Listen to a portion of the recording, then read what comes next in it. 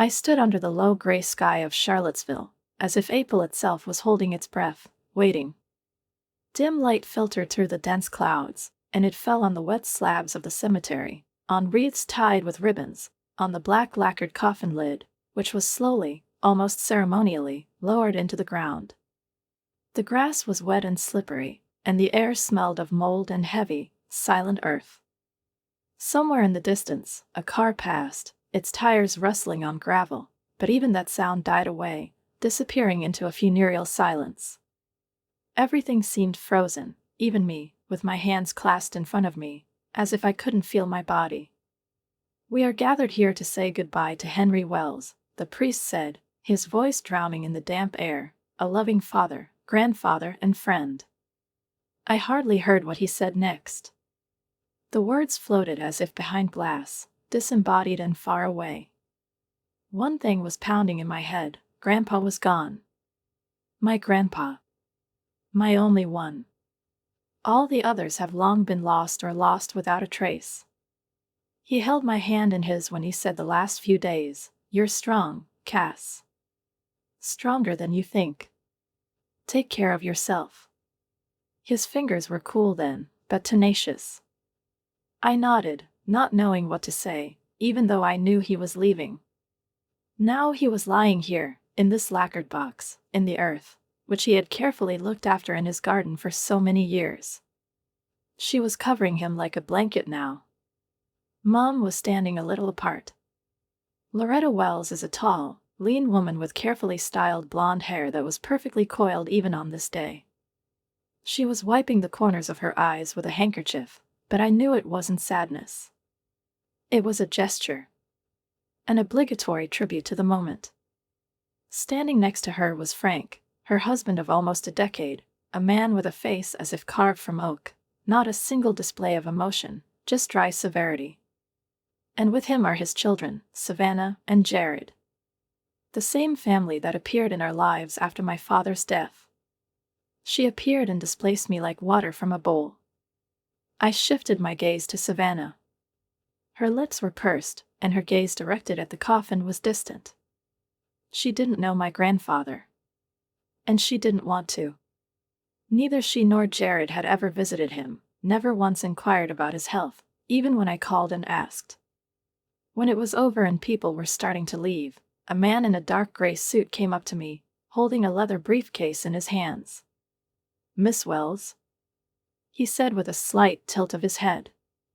"I'm William Bradford, your grandfather's lawyer. I need to talk to you about his will." Mom turned to us, and her face changed. There was a spark in his eyes that had nothing to do with grief. "A will? What is it?" she asked, narrowing her eyes. "And when do you plan to announce it?" "We can do it today, if that's convenient," William replied, shifting his gaze to me. "At Mr. Wells's house." "Sure," I said. "Let's go."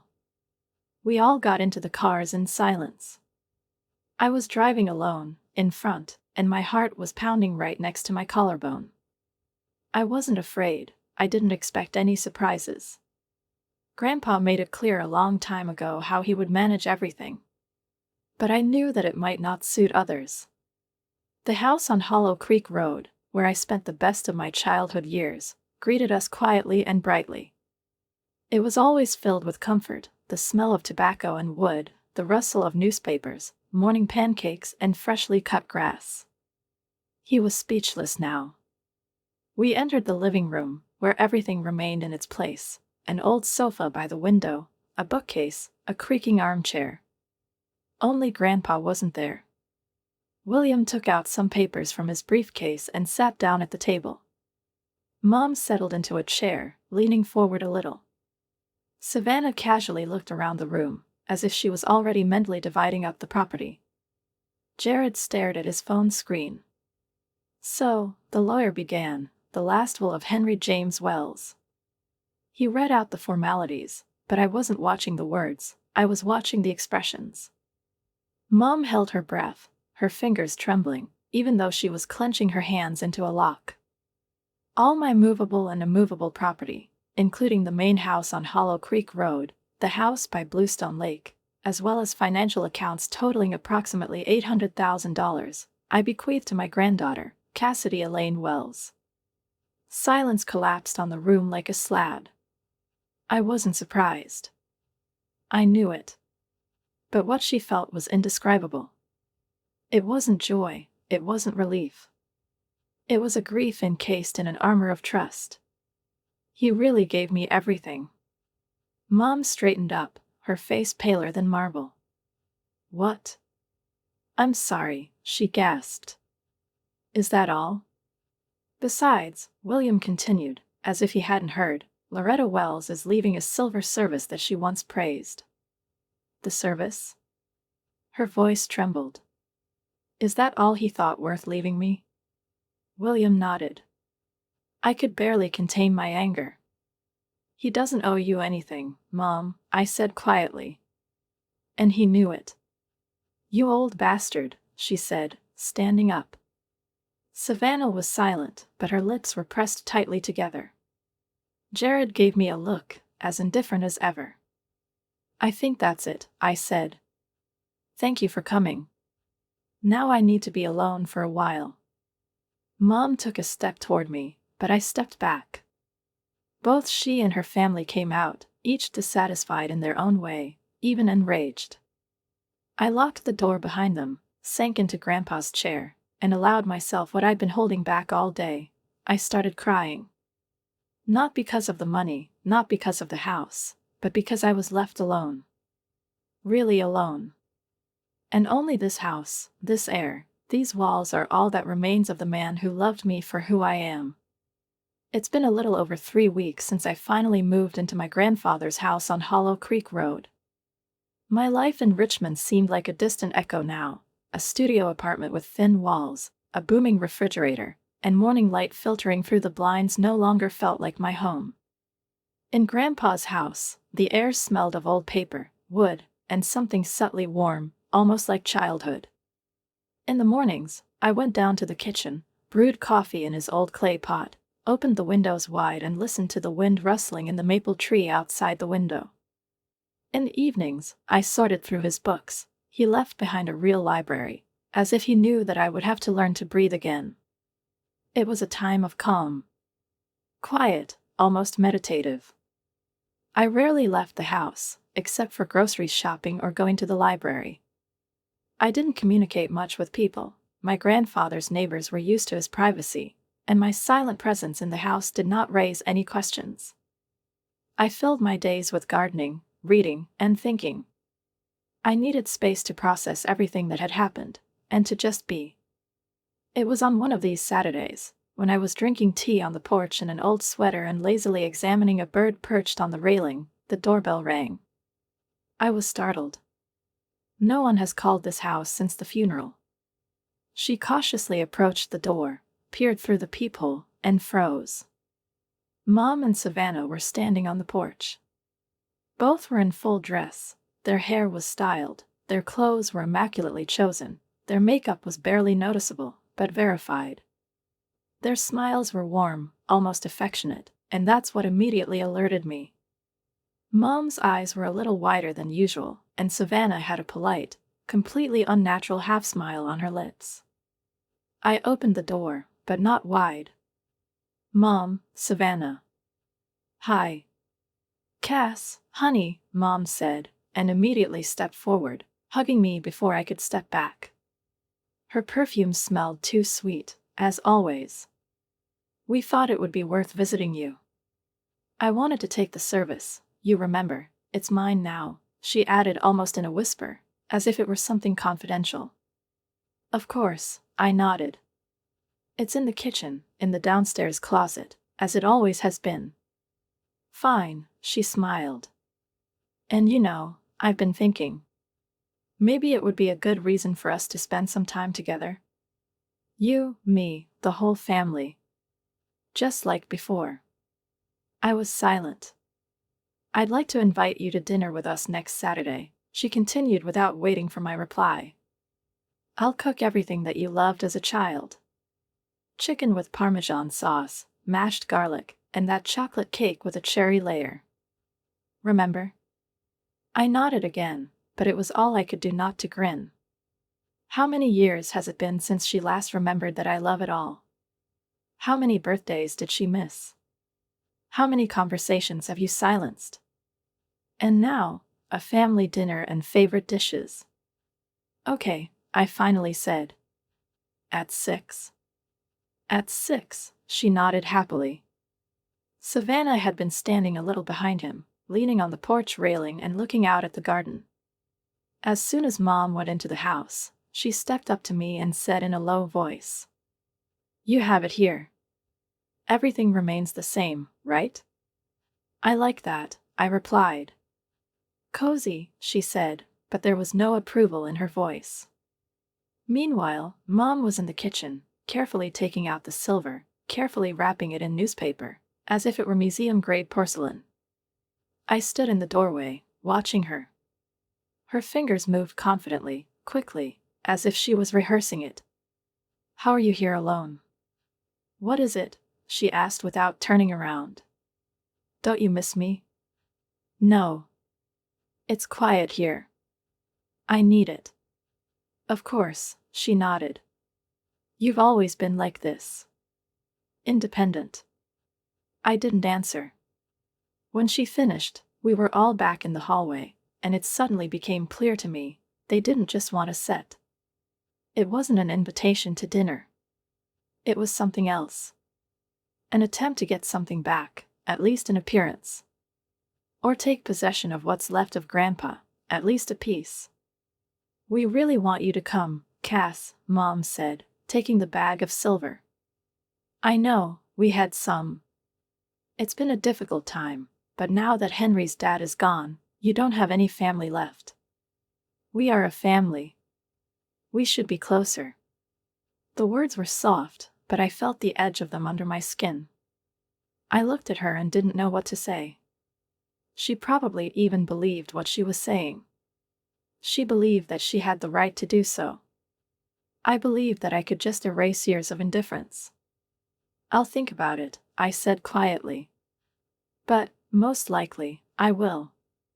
"Wonderful," Mom smiled. "Until Saturday." They left, and I stood in the empty doorway for a long time, watching their car drive off down the gravel driveway. Then I looked down at the porch, at the scratches on the boards left by the bicycles my grandfather and I rode in the morning, and I felt a strange thing, not fear, not irritation, but something like a strange peace. Everything fell into place. Everything was expected. But I went anyway. Why? Maybe I needed to hear what they had to say. Or maybe she wanted to hear something she'd stopped waiting for a long time ago. Saturday evening descended slowly on the streets of Charlottesville, as if trying not to disturb the fragile peace of the spring day. I drove through familiar neighborhoods, and everything around me was painfully familiar: identical mailboxes, crooked fences, maple trees spreading branches over the paths, like old acquaintances meeting someone long lost. My parents' house appeared around the corner, a two-story building with peeling paint on the window sills and the same porch where I used to sit playing card games with my father.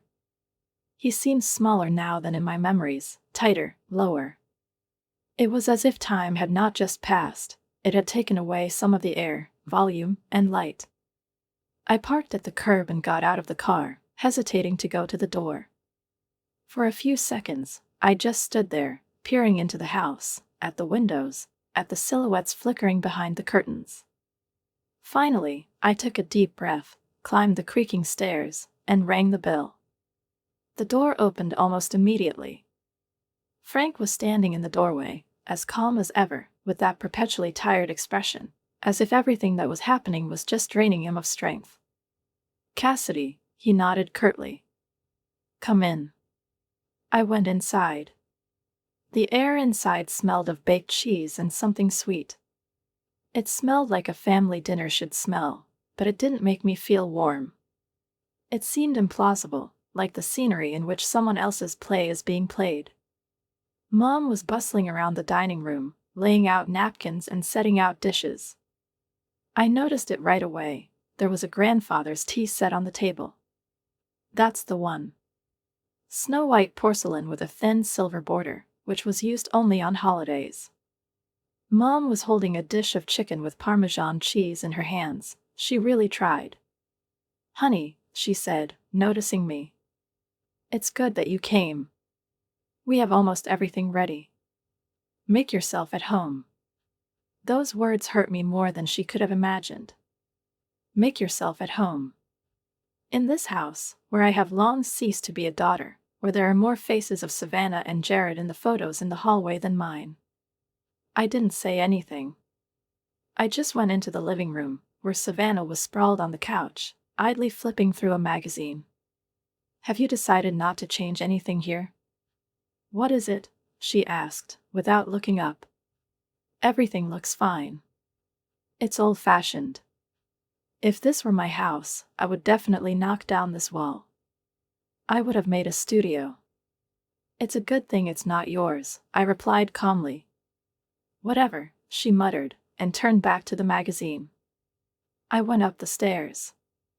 My legs carried me automatically, as if I had memorized the route during all the years in this house. She reached her old room and opened the door. She was almost unrecognizable. The blue walls have been repainted pink. There is a mirrored table filled with cosmetics in place of my bed, and clothes hangers on both sides. Savannah's dressing room. My house, my memory, erased, repainted. I went back down to the kitchen. I wanted to offer to help, but I saw my mom standing at the counter with her back to me. She was pouring tea, a familiar ritual she performed many years ago, in another time. But something about her movement seemed strange to me, too hasty, with sharp glances towards the door, too obvious an attempt to look natural. I saw her take a small amber pharmacy bottle out of her pocket and drop something into one of the mugs. Then she quickly put it back, turned around, and a tight smile lit up her face. "Cassidy, you're just in time. I made you your favorite tea, with honey. Do you remember how much you loved him as a child?" I looked at her and didn't know what to say. Her lips were trembling from the restrained words, and her heart was pounding somewhere in her throat. But I just nodded and took the offered mug. In his hand, it was warm and heavy, as if filled not only with a drink, but also with something big, unsaid. When I returned to the dining room, I saw that there were 3 more mugs on the table. 2 of them were absolutely identical. I pretended to study the dishes, and choosing a moment when Mom was distracted by Frank, I changed my mug from the one in front of Savannah. The movement was fast, almost imperceptible. Savannah wasn't paying attention anyway. She was looking at her phone. We sat down at the table. Everyone pretended that everything was fine, as if this was a real family. Mom poured on plates, smiled, pretended to care. I sat clutching my new mug and watched. She didn't look at me all the time, no, but her gaze came back to me over and over again, as if she was expecting something. My every breath, every movement, is under the gaze of her attentive eyes. I took a sip. The tea was ordinary. It was too sweet, as it always was, but now it seemed dangerous. "Everything looks delicious," I said, trying to keep my voice steady. "I'm glad you like it," Mom replied. I really wanted to do something nice. I nodded. But everything inside me was tense, like a taut string. I felt that there was something more behind this politeness. There was too much concern this evening. Everything is too carefully organized. And Mom was watching too closely to see if I was drinking tea. I continued to pretend that everything was fine, but one thought was already throbbing in my head. What did she add to that mug? Dinner dragged on for an excruciatingly long time, like a stretched silence between people who once knew each other, but now seemed to speak in different languages.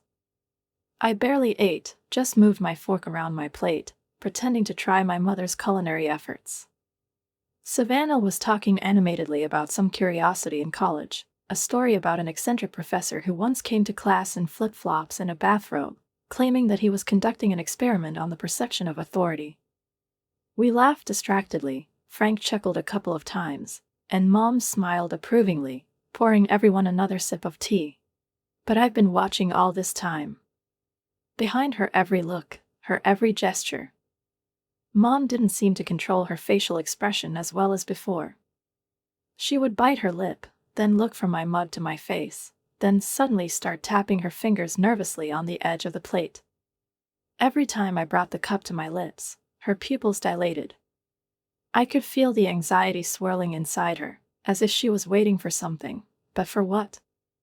And then, when the conversation was almost over, and we were almost finishing our dessert, Savannah suddenly interrupted her story in the middle of a sentence. She froze, staring at one point. There was something strange in her gay surprise, almost fright. Her cheeks turned white, and her fingers convulsively gripped the edge of the table. For me. I don't feel well, she whispered. Frank immediately pushed back from the table, tension showing on his face. He reached out to his daughter, but before he could, Savannah leaned forward sharply, hitting her forehead on the plate.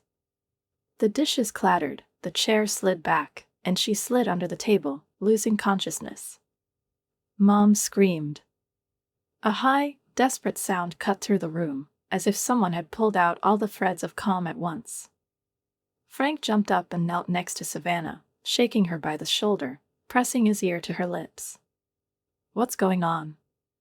he exclaimed, looking around in panic. "Savannah, look at me." I put the mug on the table and stood up. "There may have been a mix-up," I said in a flat voice. "Mom, they were the same, weren't they? Mugs?" She turned around. And at that moment, I saw her face, not the one she showed the world, not a mask, not a polite smile. And the real face of a man who has just realized that everything did not go according to plan. The eyebrows twitched, the pupils contracted, the lips parted slightly, but the voice did not sound. Only breathing, ragged, heavy. "What are you?" she began, but her voice broke. "I'll call an ambulance," I said calmly, taking out my phone. "And the police, too." Frank gave me a puzzled look, but didn't ask anything. He was too busy making sure Savannah was breathing. Mom was standing against the wall with her hand to her mouth. Her fingers were trembling. She did not approach, did not interfere. I just watched. And that look was enough. "What did you add to the tea?" I asked, half, turning to her. "Nothing," she whispered. "That's crazy." "I don't. You're my daughter." "Exactly," I replied, "and that's why I want to know the truth." The ambulance arrived quickly. The medics lifted Savannah up, checked her blood pressure, oxygen, and reflexes. One of them frowned. "Very low blood pressure," he told the second man. "The condition is unstable. Get to the hospital immediately." They loaded her onto a stretcher. Frank followed them to the car, carrying her bag and jacket. Jared, who had been sitting in a stupor all this time, now silently followed his father. I was left alone with my mom, and suddenly there was silence, much scarier than any scream. In this silence, the only sound was the dripping of water from the faucet in the kitchen and the distant wail of a siren. A minute later, a police car appeared in the driveway. 2 officers got out of it, a woman in her 40s with a firm expression on her face and a young guy with a notebook in his hands. I went out to meet them. "Did you call?" "What is it?" the woman asked. "Yes," I nodded. "I think my mother tried to put a drug in my tea. But the cups got mixed up, and my stepsister drank it." The officers exchanged glances. The woman nodded to the guy, and he started asking questions. I told her everything as it happened, that I saw my mother add something to one of the mugs, how she changed their places, how she watched me during dinner. "Ma'am," the officer said to Mom, "can you explain exactly what you added to the drink?" Mom was silent. Her face seemed to turn to stone. Then she gave up, as if the last internal lever had broken. "It was clonidine," she said softly. "I found it in Mrs. Winter's medicine cabinet when I cleaned her place last week. She takes it from the pressure." Why? What is it? The officer asked. Why did you do that? Mom looked at me. And I'll remember that look for the rest of my life. It was both pleading and pain and pride and despair. She wasn't crying. Only his voice was trembling. I wanted Cass to feel bad. To her, lost consciousness at the wheel. I had an accident. She would need our help. Then she would have realized that she couldn't handle it alone. That we are a family. And then, in your opinion, would she have shared the inheritance with you? The officer clarified. Mom nodded silently. A painful blush appeared on her cheeks. Patricia Wells, you're under arrest for attempted murder, the officer said. You have the right to remain silent. Anything you say can be used against you in court. I didn't move. She didn't scream. She didn't cry. She just watched as they handcuffed her, took her out of the house, and put her in a patrol car. She turned to say goodbye to me and mouthed a silent, "I'm sorry." But I didn't answer. Could not. I was standing in the middle of the dining room, where the plates of half-eaten chicken were still on the tablecloth, and I didn't feel anything. Emptiness. Not anger. No grief. Just emptiness. It was payback. Not just for the evening, not just for tea.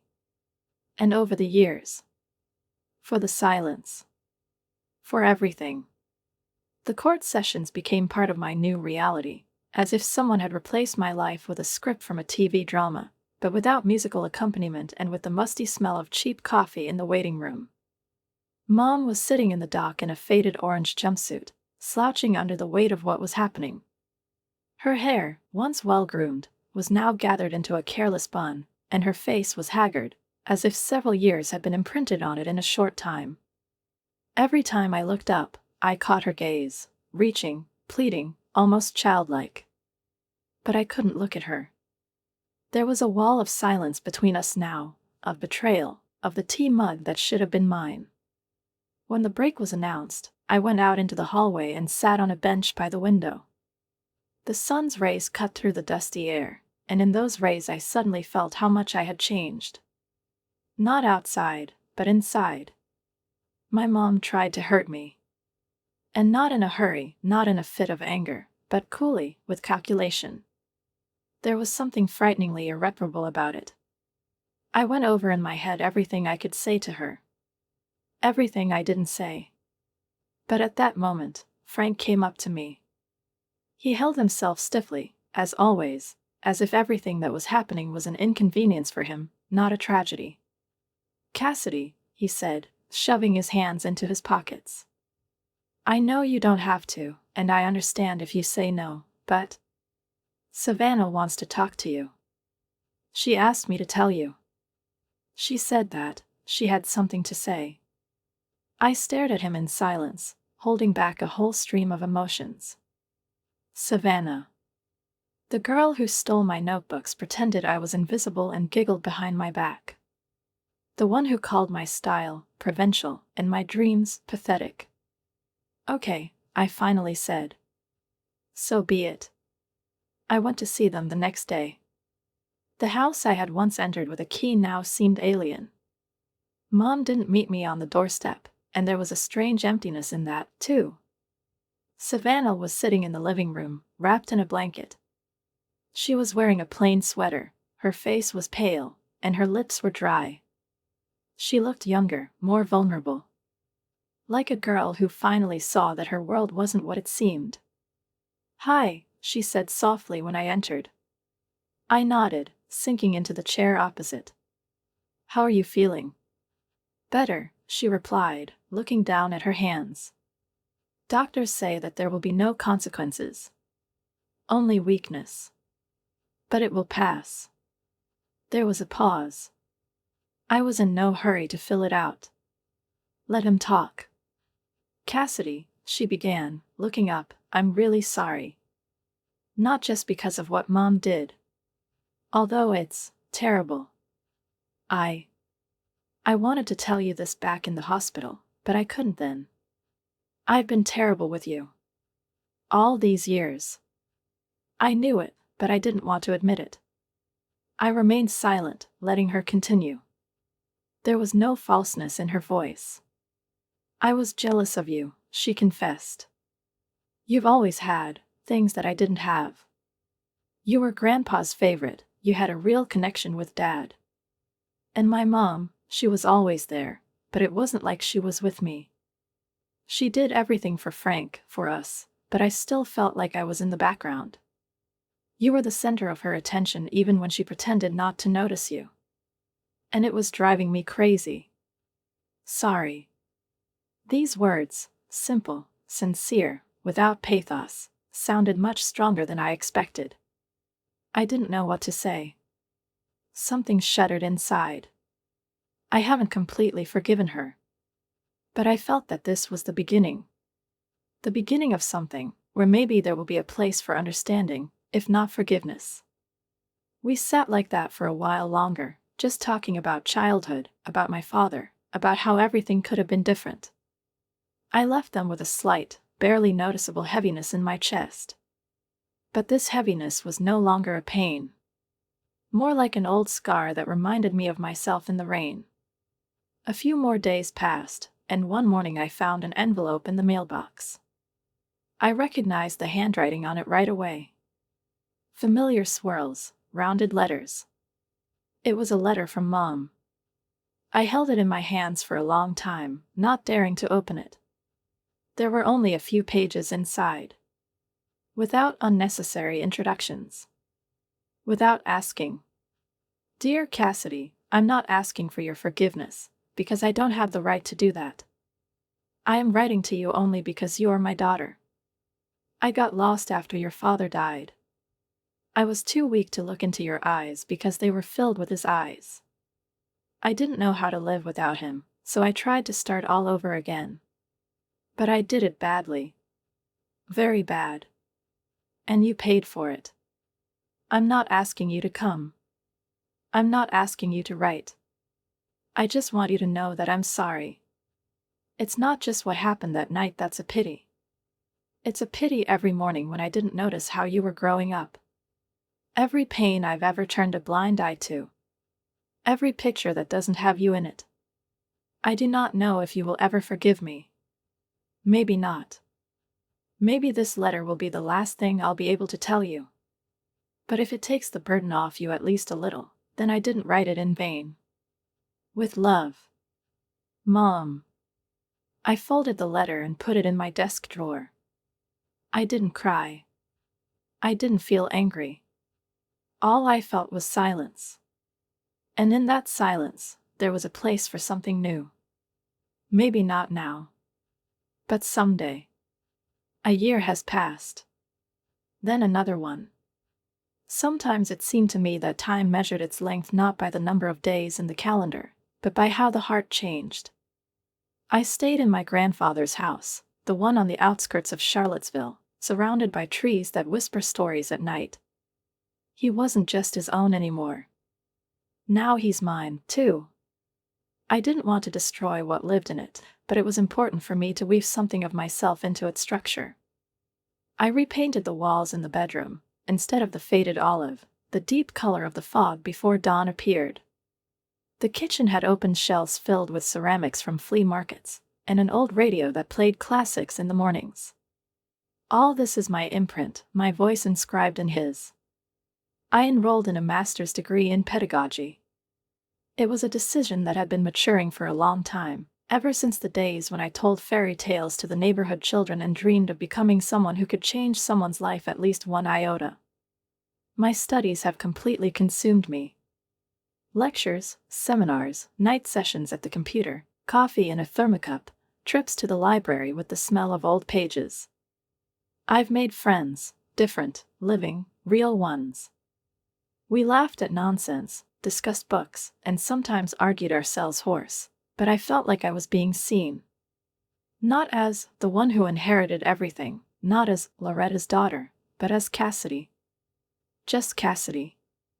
Sometimes I went on dates.